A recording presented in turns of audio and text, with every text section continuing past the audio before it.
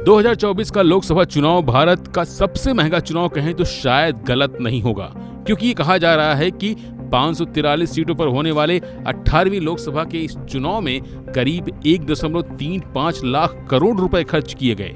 अब सवाल उठता है कि आखिर इतने पैसे प्रत्याशियों के पास आए कहां से? तो इस रकम में से कुछ हिस्सा तो प्रत्याशी अपने पास से खर्च करते हैं और कुछ हिस्सा बड़ी पार्टियां भी खर्च करती हैं। हालांकि चुनाव आयोग के मुताबिक भारत में लोकसभा चुनाव लड़ने के लिए हर उम्मीदवार को अधिकतम 95 लाख रुपए तक खर्च कर सकते हैं। खर्च करने के लिए उम्मीदवार के साथ साथ यह पैसा पार्टी फंड और चंदा के जरिए जुटा सकते हैं, जिसका हिसाब भी उम्मीदवारों को देना होता है। वैसे हाल ही में हुए लोकसभा चुनाव में पश्चिम बंगाल की सत्तारूढ़ पार्टी तृणमूल कांग्रेस यानी टीएमसी ने बेतहाशा पैसे खर्च किए। सिर्फ टीएमसी ही नहीं बल्कि आम आदमी पार्टी से लेकर कांग्रेस और एआईएमआईएम ने भी उम्मीदवारों पर दिल खोलकर पैसे खर्च किए हैं। वहीं देश की सबसे पुरानी पार्टी कांग्रेस की बात करें तो लोकसभा चुनाव में करीब 300 उम्मीदवार उतारे थे, लेकिन आधिकारिक तौर पर पार्टी ने सिर्फ 23 उम्मीदवारों को ही पैसे दिए, जिसमें राहुल गांधी को वायनाड और रायबरेली से चुनाव लड़ने के लिए 70 लाख रुपए दिए गए। बाकी सभी उम्मीदवारों को 50 लाख रुपए दिए गए।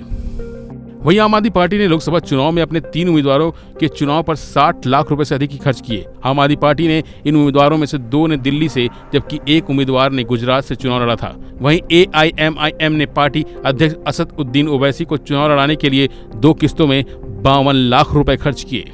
समाजवादी पार्टी ने कन्नौज सीट से चुनाव लड़ने के लिए पार्टी अध्यक्ष अखिलेश यादव को 4 किस्तों में 60 लाख रुपए दिए, जबकि मैनपुरी से चुनाव लड़ी उनकी पत्नी डिंपल यादव को 72 लाख रुपए दिए गए। फिरोजाबाद से चुनाव लड़े रामगोपाल के बेटे अक्षय को 25 लाख, आजमगढ़ से चुनाव लड़े धर्मेंद्र को 20 लाख रुपए मिले। वहीं सपा ने शिवपाल के बेटे आदित्य को पार्टी फंड से 1 रुपया भी नहीं दिया, जबकि फैजाबाद से सांसद चुने गए अवधेश प्रसाद को सपा की तरफ से 20 लाख रुपए मिले। इसी तरह आजम खान की करीबी और मुरादाबाद से सांसद चुनी गई रुचि वीरा को 10 लाख रुपए दिए गए। इस कड़ी में अगला नाम प्रधानमंत्री नरेंद्र मोदी का आता है, जिन्हें वाराणसी सीट से चुनाव लड़ने के लिए बीजेपी ने 50 लाख रुपए दिए। यह ब्यौरा नरेंद्र मोदी ने चुनाव आयोग से साझा किया है। अयोध्या के उम्मीदवार लल्लू सिंह को भी 20 लाख रुपए चुनाव लड़ने के लिए मिले, हालांकि वो अयोध्या सीट हार गए।